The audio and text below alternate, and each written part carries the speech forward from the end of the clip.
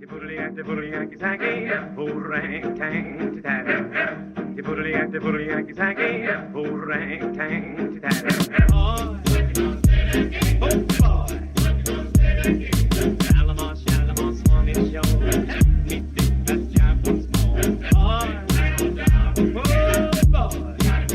kids, thank you for participating in virtual summer reading. I am so glad that you are able to listen to us read books to you throughout the summer. I am Blair Adams, the Director of Communications and Community Engagement with the Baltimore City Fire Department, and today I am going to be reading The Meanest of the Meanies. This is by Christine Hensley and Jen Smedley. Hey all you do's and dudettes, let me set up the drama. I'm the kid, and that lady's my mama. Some moms are loud, some moms live for caffeine. Some moms enjoy hiking, but my mom is just mean.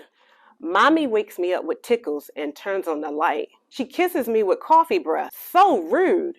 Am I right? Then I slump into the kitchen where she's singing a song. She makes me my breakfast, but she does it all wrong. Breakfast 1 is too bright. Breakfast 2 is too scary. Breakfast 3 is nearly right, but the eggs look sort of hairy. Get dressed. It's school pictures. Remember, no scowling, no frowning, no crossing your eyes. She puts balm in my hair. It just makes me look greasy. My shirt is too itchy, and the creases too creasy. The drive to school is brutal. We're a whole 7 blocks away. I don't want to be happy, Mom. I don't want to have a great day. We head to the gymatorium at the Math, Robotics, and Art. The microphone is ready for the spelling bee to start. Oh, no. It's my mom on the very front row, and she's holding a sign that says, "Go, kiddo, go." After all that hoopla, I only came in 8th place. Mom is there cheering like it was an Olympic track race. At lunchtime, I sit down with grumbles in my tummy. I open my lunchbox to all kinds of cool yummies. All 4 food groups are there with a love note mixed in. OMG. So cringy again. After school, it's not over. In fact, it's more confusing. Mom says one thing, does another. I don't find it amusing.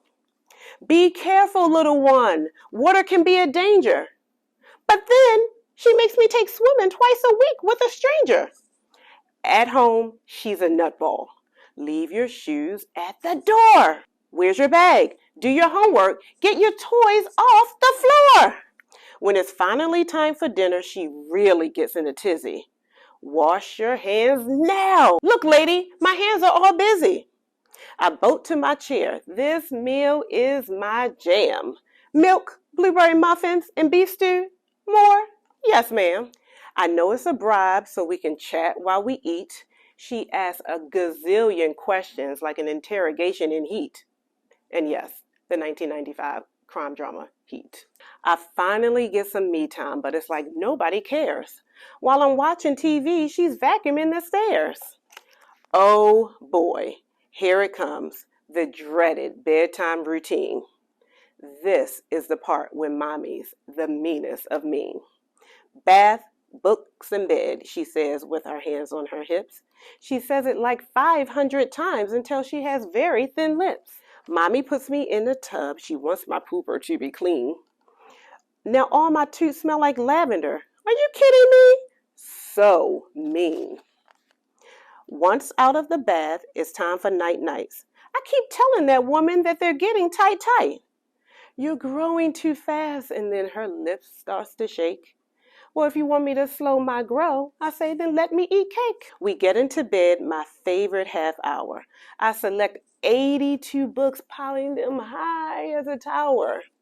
Mom is so mean that she only reads 4. But I'm so awed by her character voices that she gives me an encore. On my back, she draws wiggles and squiggles, and she calls me Shoopy Poo. Okay, that isn't so mean. It's just something that she do. She kisses my forehead and puts her cheek next to mine. As I roll into Sleepy Town, my heart light starts to shine. Someday, I'll have a kid of my own. And when I do, I am going to be the meanest mom of all, because being mean means I love you.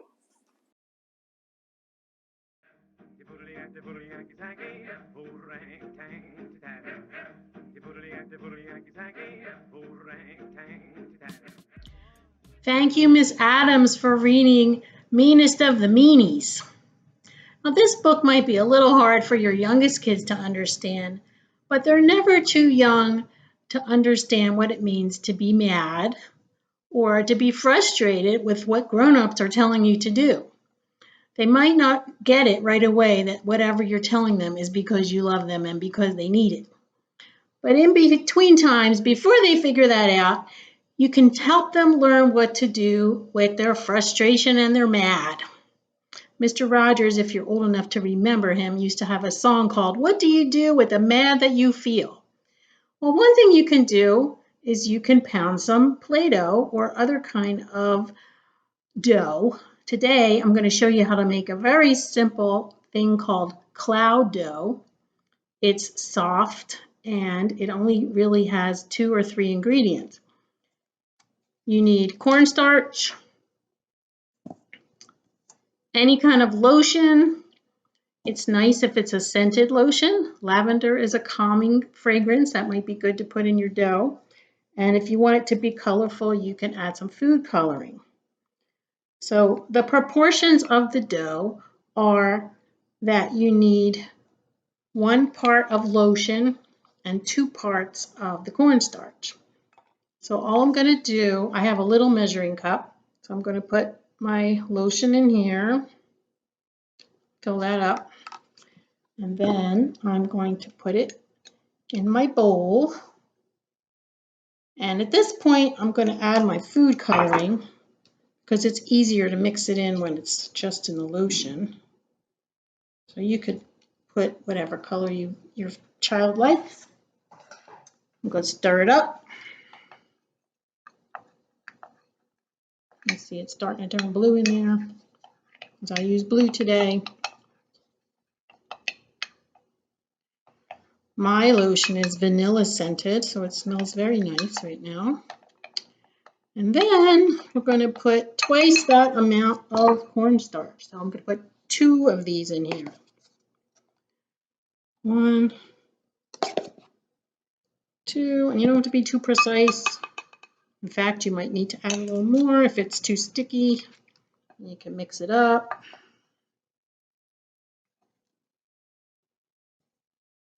Okay, it looks kind of clumpy, but I'm going to put it onto some wax paper and knead it a little bit with my hands till I get it to feel the way I want it.